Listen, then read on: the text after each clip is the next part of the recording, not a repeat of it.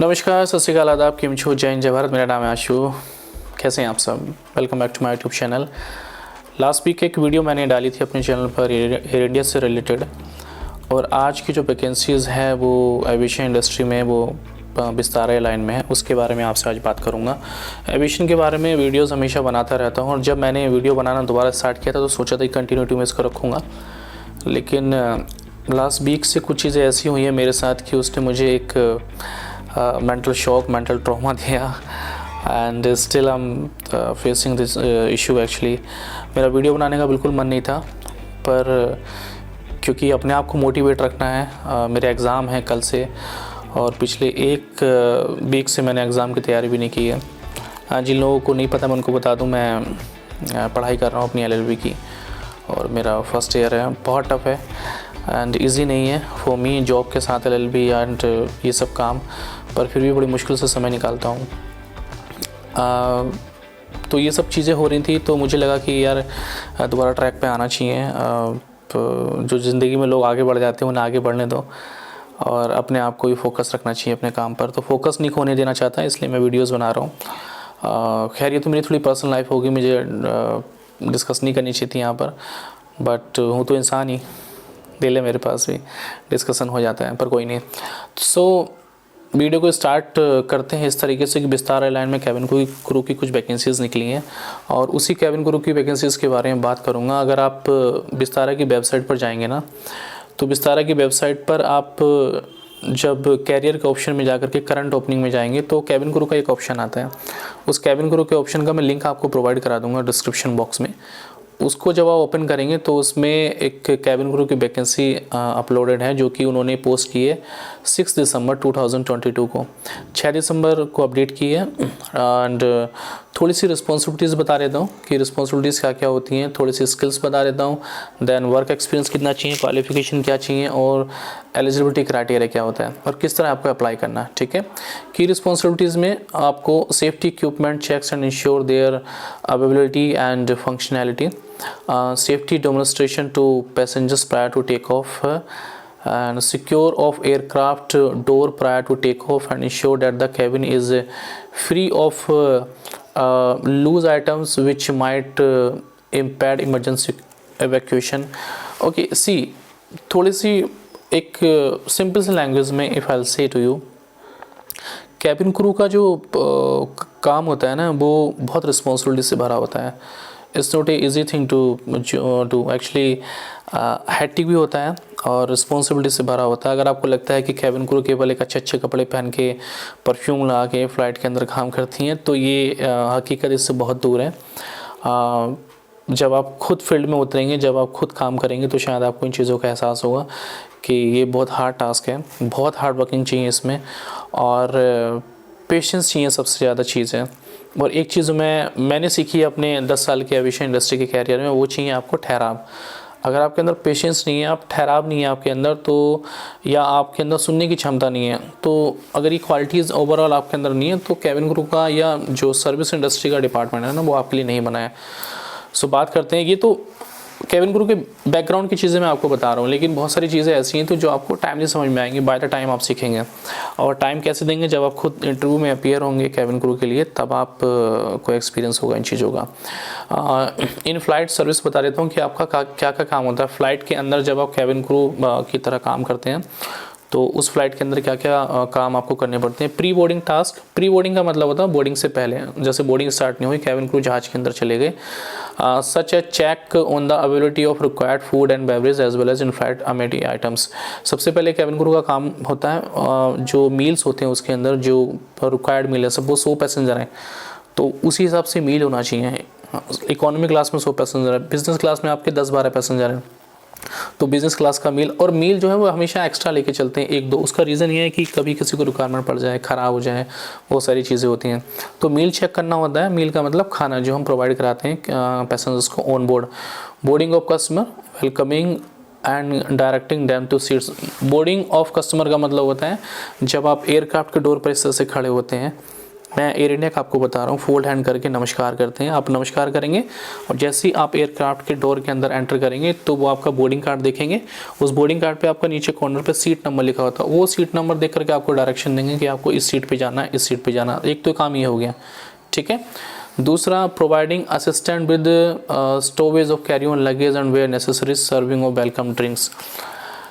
आप जो फ्लाइट के अंदर अपने हैंडबैग कैरी करते हो ना, हैंडबैग का मतलब है हाथ में ले जाने वाले सामान, तो कैबिन क्रू ये इंश्योर करता है कि आपका हैंडबैग जो है वो प्रॉपर तरीके से, जो हेड होता है, ऊपर जगह होती है, उसमें वो फिक्स हो जाए। वो आपको इसके बारे में बताते भी हैं, ठीक है। वेलकम ड्रिंक आपको प्रोवाइड कराते हैं जब आप सेटल हो जाते हैं, जहाज़ पूरी तरीके से सारे पेपर्स जो रिस्पॉन्सिबिलिटीज़ होती हैं वो कंप्लीट हो जाती हैं। उसके बाद जब फ़्लाइट जो है पुशबैक होने वाली होती है तो पैसेंजर से कैबिन क्रू जो है ऑनबोर्ड वो पूछते रहते हैं कि आपको कुछ रिक्वायरमेंट तो नहीं है, ठीक है। Serving of meals and beverage including preparation of drinks, food, heating, plating, food distribution and post service collection. Food से रिलेटेड, ड्रिंक्स से रिलेटेड किसकी क्या रिक्वायरमेंट, किस पैसेंजर्स को क्या रिक्वायरमेंट ऑन बोर्ड है, ये चीज़ भी कैबिन क्रू से रिलेटेड ही काम होता है। एक चीज़ और इम्पोर्टेंट मैं इसमें बता दूँ आपको, इमरजेंसी सिचुएशन में आपको कैसे हैंडल करनी है, ये मोस्ट इम्पोर्टेंट चीज़ है। ये फूड हुआ, सर्विस हुआ और ड्रिंक हुआ, सर्विंग हुआ, ये सब चीज़ें तो हो ही जाती हैं, लेकिन इन सबसे ज़्यादा इम्पोर्टेंट चीज़ है वो है कि आप इमरजेंसी में किस तरह हैंडल करते हो। इमरजेंसी इन द सेंस, किसी को हार्ट अटैक आ गया, किसी को वॉमिट हो गई, किसी को सफोकेशन हो रही है, किसी को कुछ ऐसी सिचुएशन में फंस गया कि नहीं यार मुझसे तो फ्लाई नहीं होगा, तो आपको उसको संभालना भी होता है। जस्ट लाइक जैसे आप ट्रीट करते हैं ना, जैसे गार्जियन आपको जैसे माँ बाप ट्रीट करते हैं, नहीं sir it's okay, calm down please, कुछ नहीं होगा, आप प्लीज़ शांत रहिए, ठीक है।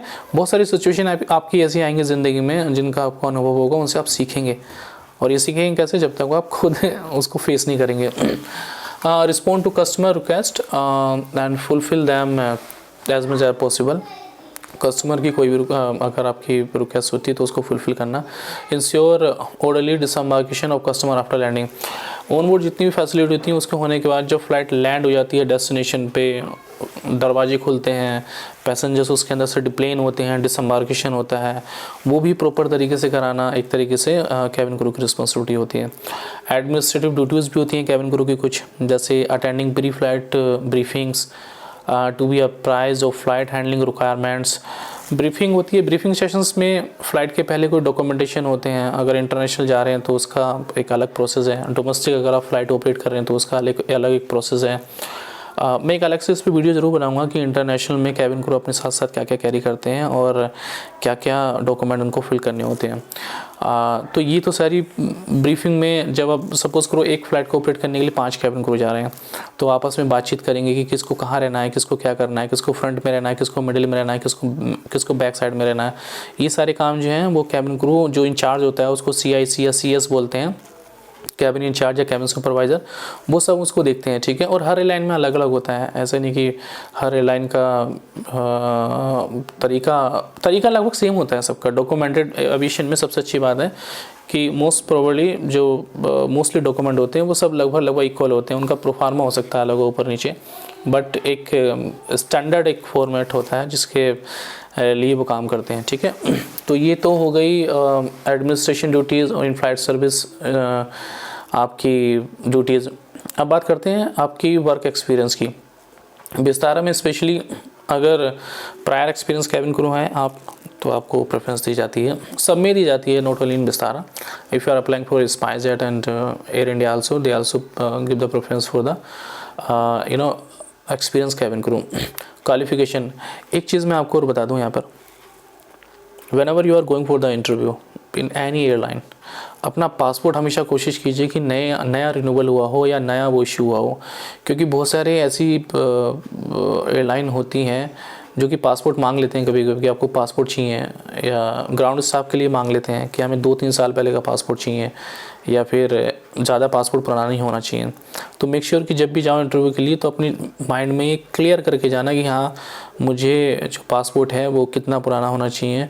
वैसे तो ऐसी कुछ वेबसाइट पे दिया नहीं है कि इतना पुराना होना चाहिए, बट फिर भी मैं बता रहा हूँ कि ग्राउंड के लिए भी जा रहे हैं तब भी वो मांग लेते हैं। अगर आप एविएशन से रिलेटेड इंटरव्यूज़ देने की तैयारी कर रहे हैं तो ये चीज़ एक अपने ध्यान में रखना। क्वालिफिकेशन उन्होंने मांगा है +2 के साथ 60% मार्क्स मांगे हैं, 60% 60% मार्क्स मांगे हैं। और 60% पहले नहीं होता था, मुझे याद नहीं पर शायद 60% अभी मांगने लगे हैं पहले से, I am not sure about it, but हाँ 60% अभी मार्क्स हैं आज की डेट में। Eligibility criteria, Indian national valid passport, pan card and Aadhaar card. Aadhaar card, passport और आपके पास वैलिड पैन कार्ड और आधार कार्ड होना चाहिए। Excellent communication skills both English and Hindi. Minimum height 155 centimetre for females and 170 centimetre for mails. Again repeat कर रहा हूँ, 155 centimetre महिला के लिए है और 170 सेंटीमीटर पुरुष के लिए है। मिनिमम क्वालिफिकेशन बता दिया मैंने आपको, +2 चाहिए और 60% मार्क्स के साथ फ्रेशर है और फ्लुएंट इंग्लिश और हिंदी भी चाहिए, ठीक है। No visible tattoo marks on any part of body. Visible tattoo in the sense कि यहाँ गर्दन पे बनवा लिया, यहाँ हैंड पे बनवा लिया या बैक साइड में बनवा लिया, ऐसी जगह पे टैटूज़ नहीं होनी चाहिए, अदरवाइज़ वो चीज़ें माइनस पॉइंट में जाएंगी और वो चीज़ें आपके लिए सही भी नहीं होंगी।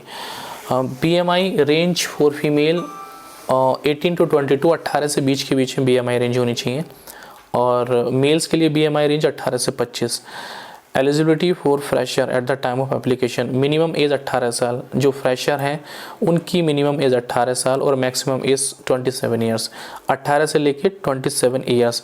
Eligibility for experience cabin crew at the time of application, minimum experience 2 साल का as a cabin crew with any domestic और इंटरनेशनल एयरलाइन।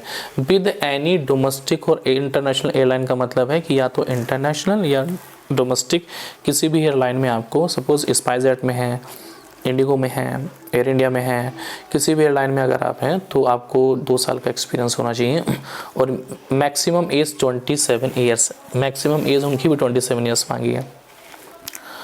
तो माफ़ कीजिएगा, वीडियो में जितनी भी चीज़ें मैंने आपको बताई हैं वो कंटेंट के हिसाब से बताई हैं और ये जो जॉब है, लोकेशन है, वो बेंगलोर के लिए है। अगर आप अप्लाई करना चाहते हैं तो इस वैकेंसी के लिए अप्लाई कर सकते हैं बेंगलुरु के लिए। एंड जो एप्लीकेशन है अप्लाई नाउ का, मैं इसका सब डिस्क्रिप्शन बॉक्स में लिंक आपको प्रोवाइड करा दूंगा, वहाँ से आप जाइए और अप्लाई कर सकते हैं। अप्लाई करने के लिए आपको बस अप्लाई नाउ पे क्लिक करना होता है, वो सारी इन्फॉर्मेशन वहाँ मांगते हैं, पूरा चार्ट होता है उनका, उसके बाद उसको इन्फॉर्मेशन फिल कर दीजिए, वो अप्लाई हो जाएगा। एक कन्फर्मेशन मेल उसके बाद आपको आ जाएगी कि हाँ आपने इसके लिए अप्लाई कर दिया है, तो आप वो अपनी मेल ID पर उसको लिंक को खोल सकते हैं।